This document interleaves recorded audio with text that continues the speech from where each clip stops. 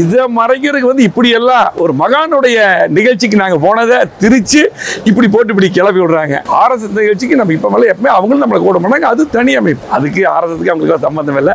பேரூர் ஆதீனத்துடைய நூற்றாண்டு விழாவில் கலந்து கொண்டது தற்பொழுது RSS நிகழ்ச்சியில் அதிமுக கலந்து கொண்டதாக ஒரு பெரிய ஒரு விமர்சனம் இருந்திருக்கு. எப்படி பார்க்குறீங்க? நீங்களே கரெக்டாக இதுக்கு வந்து பதில் சொல்லிட்டீங்க. கேள்வியும் பதில் நீங்களே சொல்லிட்டீங்க. அந்த நிகழ்ச்சியை பொறுத்தளவுக்கு உங்களுக்கு வந்து நம்ம கோவை மாவட்டத்துக்கு மட்டுமல்ல, நம்முடைய கொங்கு மண்டலத்துக்கு, தமிழ்நாட்டுக்கு பெருமை சேர்க்கக்கூடிய நம்முடைய பேரூர் ஆதீனத்தின், அதாவது மகா சன்னிதானம் சாந்தலிங்க ராமசாமி அடிகளாருடைய நூற்றாண்டு நிகழ்ச்சிக்கு எங்களுக்கு வந்து மருதாசல் அடிகளார் வந்து அழைப்பு விடுத்து அதை நடத்துகிறாங்க. இது வருஷம் அவங்களுடைய பிறந்தநாளில் போய் அவர் ஜீவ சமாதி அடைஞ்ச இடத்துல ஆசீர்வாதம் வாங்கிட்டு வர்றது வழக்கம். இதுக்கு தான் அழைப்பு. RSS நிகழ்ச்சி அது காலையிலேருந்து அங்கே நடந்துட்டு இருக்குது. அதுக்கு இந்த நிகழ்ச்சிக்கு அவருடைய இவர் RSS தலைவரை கூப்பிட்டுருக்காங்க, மோகன் பாகவத்தை. இந்த அடிகளார் நிகழ்ச்சிக்கு இன்வைட் பண்ணியிருக்காங்க. இந்த நிகழ்ச்சிக்கு RSS நிகழ்ச்சிக்கு எங்களையும் கூப்பிட மாட்டாங்க. நாங்களும் அது வந்து அது எப்பவுமே அது தனிப்பட்ட நிகழ்ச்சி. இந்த நிகழ்ச்சிக்காக எங்களை இன்வைட் பண்ணாங்க. அதாவது நூற்றாண்டு விழா. அவர் வந்து கோயம்புத்தூர் தமிழ்நாட்டுக்குரிய நிறைய கோயில்களை கும்பாபிஷேகம் மட்டுமில்லை, தமிழ் வளர்த்தது, தமிழ் கல்லூரி தான் அவர் வச்சுருக்கார். அவர் நம்ம மாவட்டத்தில் இருக்கிற பெருமை. இது நானும் கூட ஒவ்வொரு தேர்தலில் போட்டியிடும் போது ஆசீர்வாதம், கவுண்டிங் போது கூட அவர்கிட்ட ஆசீர்வாதங்கள் அங்கே போயிட்டு தான் போவோம் மடத்துக்கு.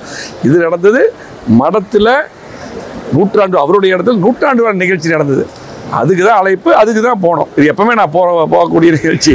இது நான் மட்டும் இல்லை, கோவை மாவட்டத்துக்கு முக்கியமான போரா வந்திருந்தாங்க. அதுக்கு RSSக்கு அவங்களுக்கு சம்பந்தம் இல்லை. இதை வந்து மிங்கிள் பண்ணி அவங்க போடுறாங்க.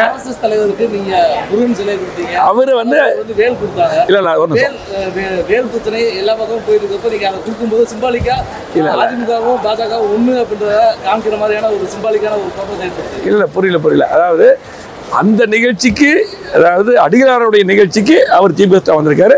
அதுக்கு வந்து இந்த என்னுடைய தொகுதி அது.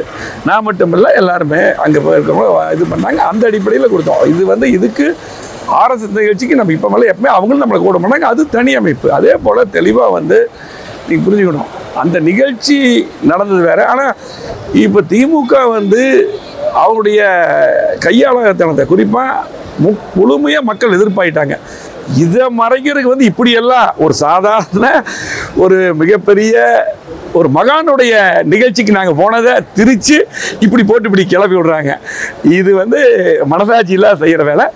எங்களை பொறுத்தளவுக்கு தெளிவாக அந்த நிகழ்ச்சிக்கு இப்போ மட்டும் இல்லை, அந்த மடம் வந்து ஒரு புனித மடம். நாங்கள் எப்போவுமே போவோம். நான் மட்டும் இல்லை, அதை கலந்துக்கும் போது எவ்வளோ முக்கியமானவங்களாம் RSS அத்தனை பேர், ஒரு எத்தனை VIP கலந்துதாங்க, முக்கியமானவங்க கலந்துதாங்க, தன்னார்வம் கலந்து எல்லாருமே அந்த நிகழ்ச்சிக்கு, அடிகளாரோட நிகழ்ச்சிக்கு வந்தவங்க தான்.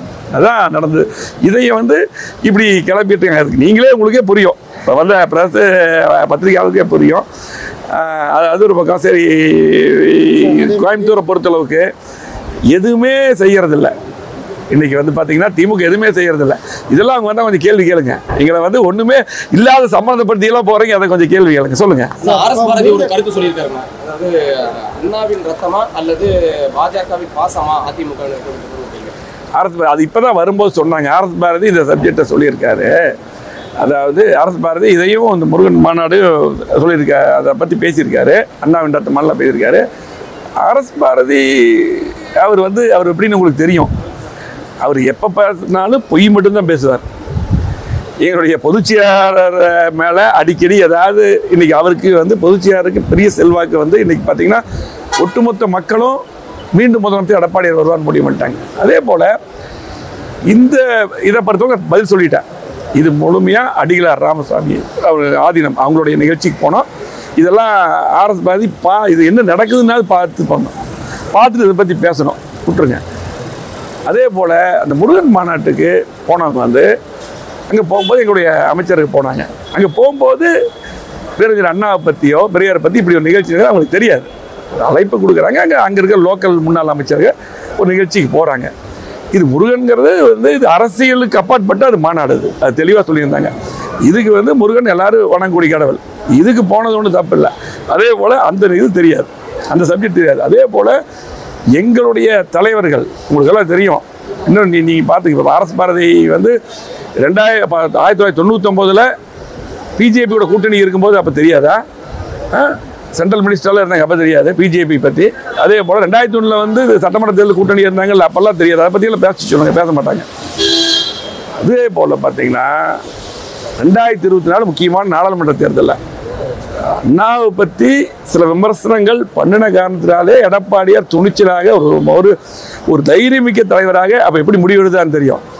எங்களுடைய தலைவர்களை முன்னோர்களை பேசினா எப்போ ஒத்துக்க மாட்டோம். அதே போல் பொதுச்சியார் தெளிவாக சொல்லுவார், கூட்டணி வேற கொள்கை வேற. கொள்கையிலிருந்து எப்பவுமே எங்களுடைய தலைவர்கள் குறிப்பாக எடப்பாடியார் அவர்கள் கொள்கை எப்பொழுதும் விட்டு கொடுக்க மாட்டார், எந்த காலத்தையும் விட்டு கொடுக்க மாட்டார். முதல்ல தெரியும், சமீபத்தில் கூட பார்த்தீங்கன்னா அந்த இஸ்லாமியருக்காக அந்த வாக்கெடுப்பு வந்தது இல்லையா? ஆமாம், அந்த டைமில் உங்களுக்கு அதிமுக சம்மந்தப்பட்டவங்க எப்படி ஓட்டு போட்டாங்க? கூட்டணி இருந்தாலும் அப்படி தான் ஓட்டு போட்டாங்க. எதிர்த்தான ஓட்டு போட்டாங்க. தீர்மானம் வரும்பொழுது வக்போர்டு சட்டம் வரும்போது எதிர்த்து ஓட்டு போட்டாங்க. அதனால் கொள்கை வேறு, கூட்டணி வேறு. அதே போல் இவங்க சுயநலமாக எப்படி வேணாலும் இன்றைக்கி எங்களுடைய பொதுச்செயலாளர் டெய்லி அறிக்கை விட்டுருக்கு. அதை போல் எப்படின்னா இந்த அரசாங்கம் மக்களிடத்தில் தோல்வி அடைந்து விட்டது. ஆகவே இன்றைக்கி என்ன வேணாலும் பேசி திசை திருப்ப பார்க்குறாங்க. இப்போ நாங்கள் ஒரு நிகழ்ச்சிக்கு போகிறோம், இந்த நிகழ்ச்சி வேறு மாதிரி திசை திருப்பாங்க. அதே போல் பார்த்தீங்கன்னா முருகன் மாநாடு பொதுவான மாநாடு எவ்வளோ பெரிய கூட்டம் இருக்குது. இன்றைக்கி பாரதிய ஜனதா கட்சியும் அதிமுக கூட்டணி ஆயிடுச்சு. கூட்டணி ஆன பின்னால் அவங்களுக்கு பயம் வந்துருச்சு. இன்னைக்கு எடப்பாடி முதலமைச்சராக வந்துடுவார் அப்படிங்கிற பயத்தில் இப்படி எல்லாம் பல விதத்தில் கிளைப்புடுறாங்க. திமுக போல நம்ம ஆர்எஸ் பாரதி போல சுயநலம் இல்லாத கட்சி. எங்களுடைய பொதுச் செயலாளர் இன்றைக்கு சிறப்பான முறையில் இன்றைக்கு மக்களிடம் நட்பெயரை பெற்றிருக்கார். 4 ஆண்டுகள் 2 மாதம் அற்புதமான ஆட்சி தந்தார். மக்கள் அதை தான் பேசுகிறாங்க. இந்த ஆட்சியில், திமுக ஆட்சியில் இன்னைக்கு எந்த திட்டம் வரல, இன்றைக்கு எதுவுமே நடக்கலை. இன்றைக்கி அவங்களுடைய சம்பந்தப்பட்ட ஆர்எஸ் பாரதிக்கும் சரி, அவங்களுடைய குடும்ப சம்பந்தப்பட்ட ஆட்சியாக தான் பார்க்குறாங்க. ஆகவே கண்டிப்பாக இன்றைக்கு மக்கள் தெளிவாக இருக்காங்க. எப்போ தேர்தல் வந்தாலும் எடப்பாடி முதலமைச்சராக வருவார். ஆகவே ஆர்எஸ் பாரதி அவர்கள் 99 பிஜேபியோட எது கூட்டணியில் இருந்தீங்க, தொடர்ந்து அமைச்சராக இருந்தீங்க. முரசொலி மாறன் எதுவரையில் அமைச்சராக இருந்தான்னு தெரியும். அதே போல் 2001 எது கூட்டணியில் இருந்தீங்க. நீங்கள் இருந்தால் கூட்டணியில் இருந்தால் அப்போ எப்படி வேணாலும் சமாதானம் பண்ணிக்கலாம், எப்படி வேணாலும் அவங்க கொள்கையை மாற்றிக்குவாங்க. நாங்கள் தேர்தலுக்காக பல கட்சியோட கூட்டணி வைப்போம். ஆனால் எங்கள் கொள்கையிலிருந்து என்றைக்கும் விட்டு கொடுத்தது கிடையாது. எடப்பாடியார் அதில் தெளிவாக தான் இருக்கார். திமுக பேரறிஞர் அண்ணா ஆரம்பிச்சது தான் திமுக. ஆனால் அந்த திமுகவில் இருக்கக்கூடிய ஆர்எஸ் பாரதி நேரடியாக பாஜகவை எதிர்க்க பயந்து இப்படி சிண்டு முடிஞ்ச வேலையை அவங்க முயற்சி பண்ணுறாங்களா அப்படிங்கிறது எப்பவுமே அவர் சென்று முடிகிற வேலை தான் அவர் ஆர்எஸ் பாரதி பார்க்குறாரு. அவர் பார்த்தீங்கன்னா அவர் வயசாயிருச்சு. அதனால் இன்றைக்கி பார்த்தீங்கன்னா டெய்லி ஏதாவது ஒரு அறிக்கை விட்டுருக்காரு. ஆனால் அந்த அறிக்கை விட்டுறதெல்லாம் பார்த்தீங்கன்னா தெளிவாக மக்களுக்கு புரியும். அது எதுவுமே உண்மையாக இருக்காது. எங்களோட பொதுச்செயலாளரை பற்றி மக்களுக்கு தெரியும். அதே போல் இந்த முருகன் மாநாட்டை பற்றி அவர் ரொம்ப கேவலமாக அறிக்கை விட்டுருக்காரு. இந்த கேவலமாகலாம் அதிமுகருக்கு அந்த மாதிரி எல்லாம் பேச முடியாது. எப்பொழுதுமே அதிமுக எடப்பாடியார் தலைமையில் சுயமரியாதையோடு கொள்கையை விட்டு கொடுக்காத இயக்கமாக எப்பொழுது இருக்கும். திமுக பொறுத்தளவுக்கு எடப்பாடி முதலமைச்சர் வந்துடுவார், அதிமுக வந்துருன்னு சொல்லி போட்டு இந்த மாதிரி வேலையில் தான் இப்போ சமீபத்தில் பார்க்குறாங்க. அவளை எந்த பிரச்சனை வந்தாலும் திசை திருப்பி அப்படி ஊடகத்தில் பேச வச்சு இப்படி திசை திருப்பி கொண்டு போயிட்டு இருக்காங்க. இன்னைக்கு பாரதிய ஜனதா கட்சியும் அதிமுக சேர்ந்ததுமே மக்கள் முடிவு பண்ணிட்டாங்க. கண்டிப்பாக அதிமுக ஆட்சி எடப்பாடியார் தலைமையில் தமிழ்நாட்டில் உறுதி என்று இன்னும் அதிகமான கட்சிகள் எடப்பாடியார் தலைமையில் வரும். நிச்சயமாக கண்டிப்பாக அதிமுக ஆட்சி எடப்பாடியார் முதலமைச்சராக வருவார். நன்றி, வணக்கம்.